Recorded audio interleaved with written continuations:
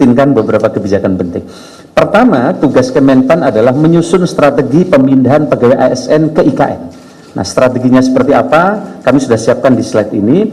Melakukan koordinasi yang diperlukan dengan kementerian lembaga yang terkait untuk memastikan kelancaran pemindahan ASN, kemudian menyusun rekomendasi penentuan prioritas kementerian lembaga dan unit yang akan dipindahkan ke IKN. Jadi dulu ini saling dorong, udah yang pindah kementerian ini dulu, oh jangan kamu dulu, dan seterusnya. Akhirnya kita putus, kita koordinasikan, semua pindah, tinggal eselon 1-nya siapa, eselon 2-nya siapa, dan seterusnya dan seterusnya. Yang ketiga adalah menyusun rekomendasi dan koordinasi dengan OIKN dan KL terkait dengan penerapan tata kelola pemerintahan digital IKN. Jadi Kemenpan dimandati oleh Bapak Presiden untuk mengurus tata kelolanya. Karena kalau birokrasi ini tata kelolanya dari awal dirancang dengan baik, Bapak Presiden ke depan targetnya ini akan sesuai dengan harapan. Lalu bagaimana proses pemindahan IKN ke Ibu Kota Negara? Setidaknya ada beberapa prinsip. Akhirnya kita putuskan ini. Pertama, semua pegawai ASN KL pada satuan kerja pejabat akan dipindahkan ke Ibu Kota Negara. Yang pertama. Dulu kan kementerian ini dulu.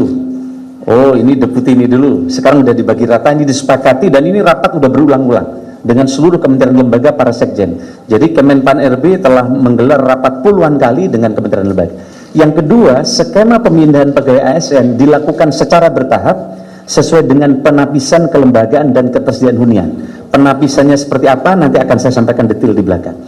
Yang berikutnya, setiap pegawai ASN akan mendapat 1 unit hunian apartemen. Ya, prinsipnya itu. Bahwa kemudian di tahap awal sebagian akan sharing, itu adalah bagian kebijakan tambahan yang nanti akan kami jelaskan di belakang. Yang kedua, pegawai ASN yang dipindah pada tahap pertama perlu diberikan tunjangan khusus. Jadi akan ada tunjangan khusus PANS yang menjadi pionir pindah. Nah, nanti tunjangannya seperti apa?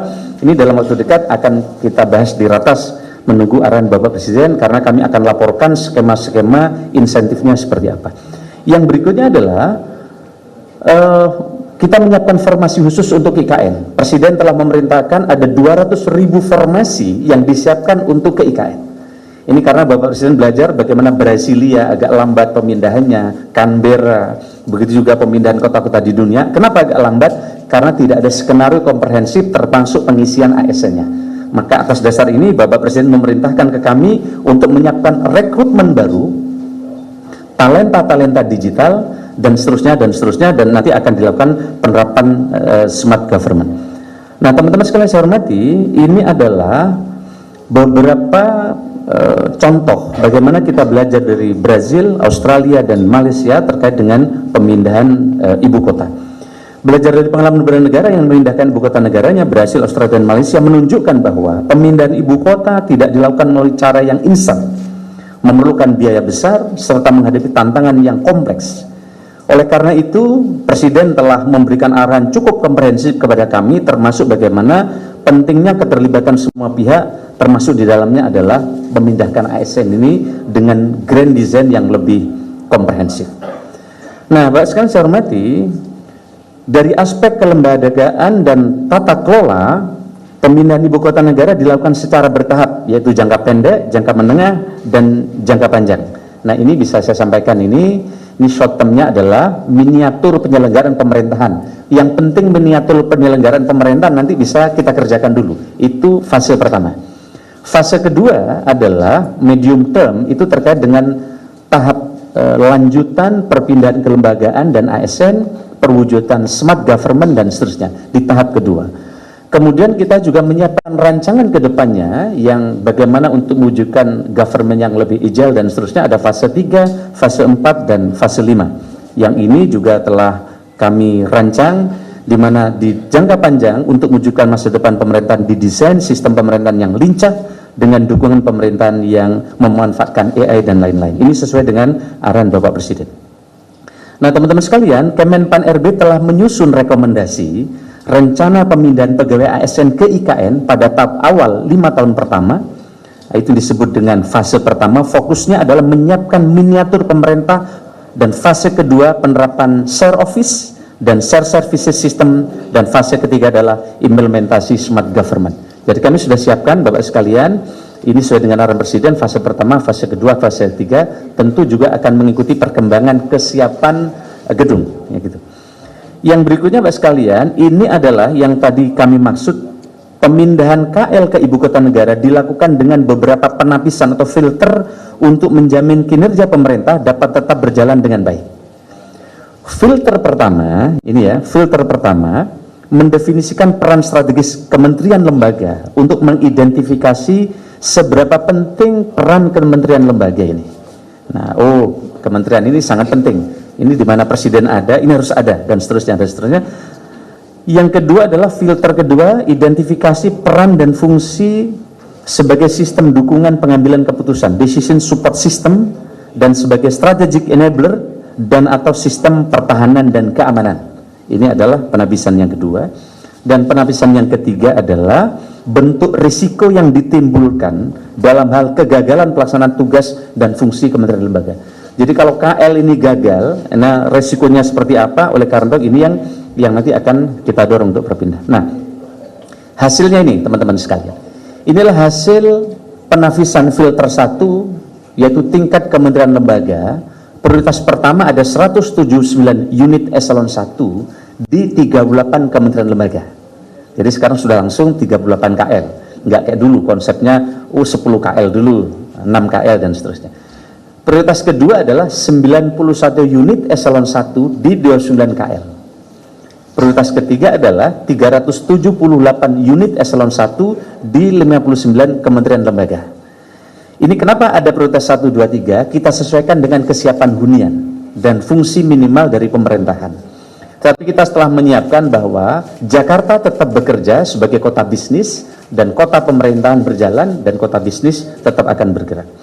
Nah teman-teman sekalian yang saya hormati, yang berikutnya adalah secara ideal, nah ini secara ideal jumlah pegawai ASN yang diperlukan untuk berada di KN dan prioritas pertama sekitar 11.916 pegawai. Namun demikian, pemindahan tetap disesuaikan dengan ketersediaan hunian dan infrastruktur IKN. Nah oleh karena itu, kalau prioritas pertama itu ada 11.000 sekian. Prioritas kedua ada 6.000, prioritas ketiga 14.000. Jadi kita siapkan beberapa opsi dan kita terus mendapatkan update dari Menteri PU yang telah menyiapkan infrastrukturnya, dan kami terus berkoordinasi dengan OIKN sebagai otoritas untuk yang bertanggung jawab di IKN.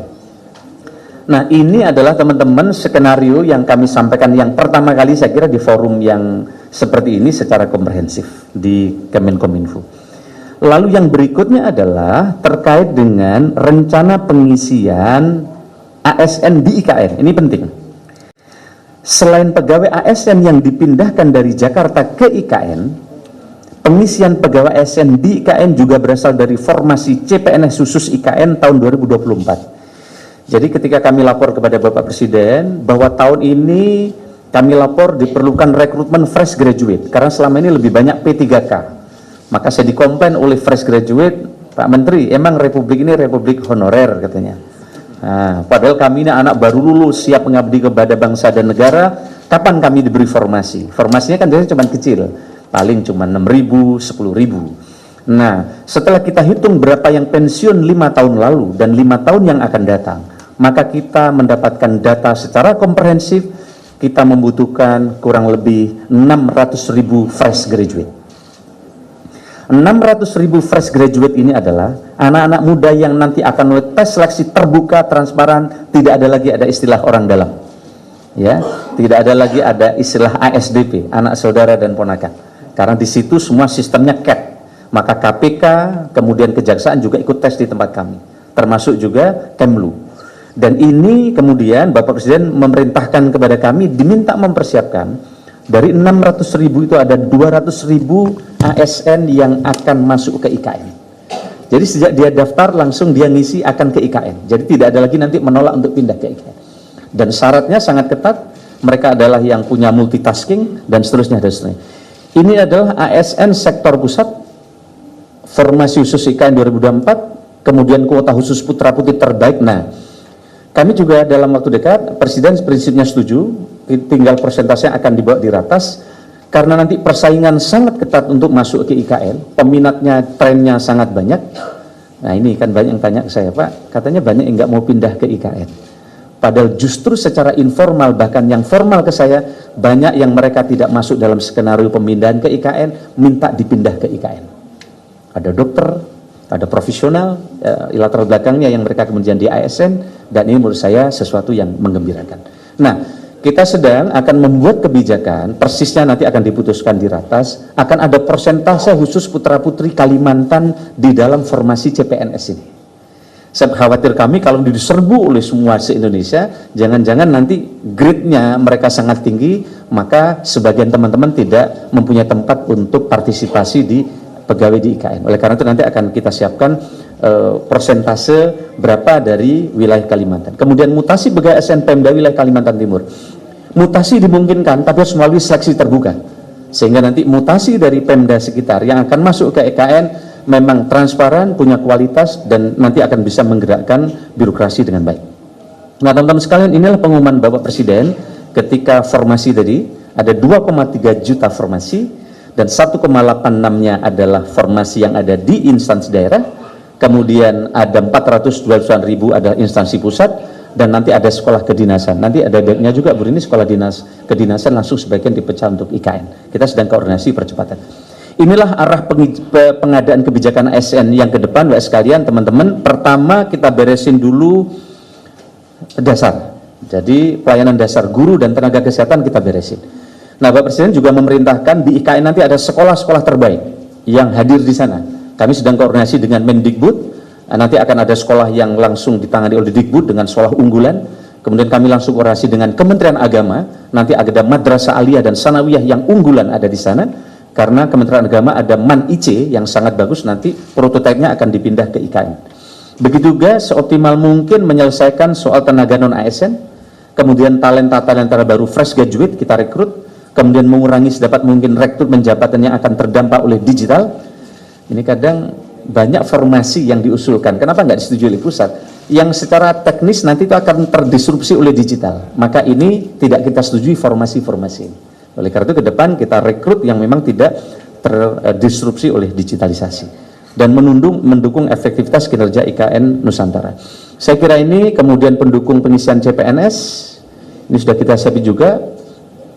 Pengumuman telah disebutkan, prioritas penempatan IKN, jenis jabatan pelaksana dan seterusnya, penempatan CPNS formal di 2024, dan kami ingin sampaikan untuk mulai tahun ini, kalau biasanya tes CPNS itu hanya sekali setahun.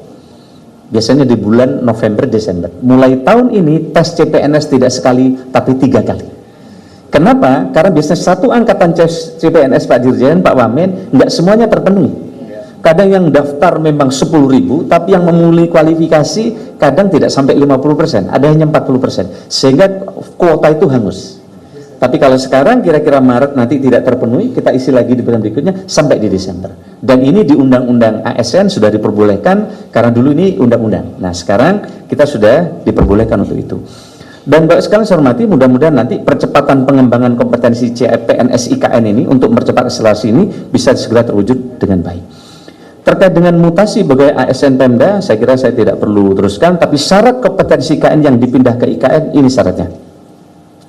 Pertama adalah mereka memiliki digitalnya adalah mereka mempunyai nilai berakhlak, yaitu akuntabel, kompetensi, dan seterusnya, yang adaptif, kolaboratif, kemudian menguasai substansi menghadapi prinsip ibu kota negara. Ini beberapa hal Bapak sekalian saya hormati. Nah, ini adalah progres kesiapan hunian di IKN di 2024. Nah, di 2024 kita koordinasi terus dengan Menteri PUPR, targetnya 47 tower. Satu tower diusi kurang lebih 60 unit, satu unit itu kurang lebih 90 meter. Jadi yang pindah tahun pertama ini akan dapat fasilitas, menurut teman-teman ini pertama towernya bagus, terus gede, bayangkan 98 meter, jadi cukup luas dan sangat bagus juga view-nya. Kemarin kita lihat, bahkan Presiden udah top up kemarin ya. Total tower 47, ini untuk ASN 29 tower, TNI Polri 18 tower, total 2.820 unit, di mana untuk ASN 1.740, TNI Polri 1.080 tower. Nah, ini adalah jumlah hunian ASN dan Agustus 14 tower dan 840 unit dan seterusnya dan seterusnya. Terkait dengan alternatif mekanisme pemindahan ASN Buku Kota Nusantara, kita juga sudah siapkan. Begitu juga alternatif mekanisme pemindahan, next slide, kita juga sudah siapkan dari Kemenpan RB dan seluruh tim. Slide-nya saya minta digeser lagi. Begitu juga terkait dengan penerapan smart government di IKN juga kita telah siapkan kondisi saat ini, sistem kerjanya dan seterusnya dan seterusnya. Begitu juga penerapan set office, target penerapan set office di Ibu Kota Negara 2024 kita juga sudah siapkan, mulai ruang kantor, infrastruktur jaringan, aplikasi, ini sudah kita koordinasikan terus termasuk fasilitas pendukung, kemudian sistem kerja yang nanti ini sistem kerjanya juga nanti sedang kita putuskan dalam tidak terlalu lama. Kemudian 4 langkah percepatan transformasi digital pemerintah, ini mulai pembangunan IKN sebagai kota cerdas berkelanjutan, kemudian penguatan OIKN melalui PMU transisi perpindahan ke IKN, kemudian percepatan pembangunan smart government sebagai fokus awal perpindahan ke IKN, dan percepatan persiapan kementerian lembaga untuk perpindahan tahap awal ke IKN. Inilah peran OIKN dalam pemindahan transisi. Beliau menyampaikan bahwa saya membayangkan bahwa kalau kita bisa mengintegrasikan dan mengkoordinasikan seluruh sumber daya lintas sektor, maka lompatan itu akan terjadi dari negara yang kategorinya para kembang untuk masuk ke negara maju. Saya kira ini arahan Bapak Presiden waktu itu. Nah, sekalian saya kira ini, nanti kalau ada pertanyaan-pertanyaan kami akan sampaikan kalau bisa kami jawab. Terima kasih teman-teman sekalian. Baik, rekan-rekan media, pertanyaan diajukan, mohon tidak terlalu panjang, singkat dan jelas, dan nanti sebutkan nama dan dari media mana. Kesempatan pertama kami berikan. Sekali lagi, rekan-rekan media yang mau bertanya, kesempatan pertama dari media mana? Baik, mohon mikrofonnya. Bapak, saya Erik dari NHK. Di sebelah sini. Izin Pak. Agak maju Mas, nama dan dari media mana? Saya Erik Pak dari NHK Jepang. Izin mau penegasan aja Pak, untuk fase pertama itu pemindahannya timelinenya kapan Pak? Apakah memang Oktober atau kapan tahun ini? Terima kasih. Baik. Ada lagi yang lain? Oke, pertanyaan kedua. Kita kumpulin pertanyaan dulu, 3 pertanyaan kalau begitu ya Pak Menteri. Ya. Pertanyaan kedua, sebelah kanan Pak, nama dan dari media mana Mas? Izin Pak, Bagus dari Antara. Tadi kan ada prioritas pemindahan nih, tapi Bapak tadi di awal disebutkan bahwa semuanya dipindahkan gitu. Nah itu ada tenggat waktunya, misalnya prioritas 1, 2, 3 kapan gitu. Lalu yang kedua Pak, kemarin di DPR para anggota DPR-nya bilang bahwa ingin DPR dipindahkan yang paling terakhir gitu Pak ke IKN. Nah itu tanggapannya seperti apa dari Bapak? Ya, terima kasih Pak. Baik, dari Antara. Baik, yang ketiga di sebelah kiri ya. Maaf, tidak terlihat dari sini. Baik, saya jawab dulu kalau ada. Siap, silakan Pak. Baik, teman-teman sekalian, pemindahan tadinya bulan Juli akan pindah ke IKN. Maka Juli sebagian menteri ada yang pindah, termasuk Pak Basuki. Tapi untuk ASN, karena Agustus nanti akan ada upacara di IKN, dan untuk pelaksanaan upacara itu supporting sistemnya sangat besar. Ada ribuan orang juga akan tentu bukan hanya datang, tapi bermalam dan seterusnya. Maka kami mendapatkan arahan dari istana bahwa pemindahan bertahap, tetapi ASN akan mulai pindah setelah Agustus, setelah upacara, karena upacara akan dipakai oleh seluruh peserta upacara di IKN, yang itu memerlukan apartemen penginapan yang cukup banyak, sehingga pemindahan tahap pertama ini setelah Agustus, insya Allah September pemindahan, tapi Juli para menteri sebagian ada yang mulai pindah ke IKN. Nah, yang berikutnya adalah soal DPR, saya tidak mau komentar nanti biar OIKN dan Seknek, tetapi kita sudah menentukan prioritas-prioritas, tadi udah saya jelasin dengan detail di depan, berdasarkan kesiapan hunian. Meskipun kami lihat udah sangat cepat. Saya ke sana 3 bulan, 4 bulan nggak ke sana kaget, orang datang tiba-tiba gedung udah berdiri luar biasa. Apalagi progresnya, targetnya di dalam waktu dekat ini bandara dan tol juga akan jadi. Nah, terkait dengan prioritas siapa yang akan pindah tadi, saya minta slide ke-31 teman-teman sekalian. Nah ini sudah kita siapin seperti ini. Kita detail sekali sudah bekerja. Misalnya prioritas pertama itu ada Sekjen DPR, Sekjen DPD, MPR, BPK, Mahkamah Agung, Komisi Yudisial, Menko Marves, Kemenko Kepribadian, Menko Polhukam, Menko PMK, Kementerian Pertahanan, Dalam Negeri, Luar Negeri, Kumham, Keuangan, PUPR, Bappenas, Pan-RB. Nah, kami termasuk yang pertama ini. Pan-RB, ATR BPN, Setnek, LHK, ESDM, Kesehatan, Perdagangan, Kominfo. Nah, Kominfo termasuk pertama kita ini, kemudian Sekretariat Kabinet, BMKG, Bappenas, BPIP, BIN. Nah, ini prioritas pertama kita. Itu untuk 179 eselon 1. Tapi jika nanti hanya 91, maka ini prioritasnya mulai Seknek sampai Kementerian ATR dan seterusnya. Jadi ini teman-teman sekalian yang bisa saya sampaikan. Jadi kami sudah detail untuk skenario pemilu dan ini sudah dibahas berkali-kali bersama para sekjen di seluruh kementerian lembaga. Terima kasih.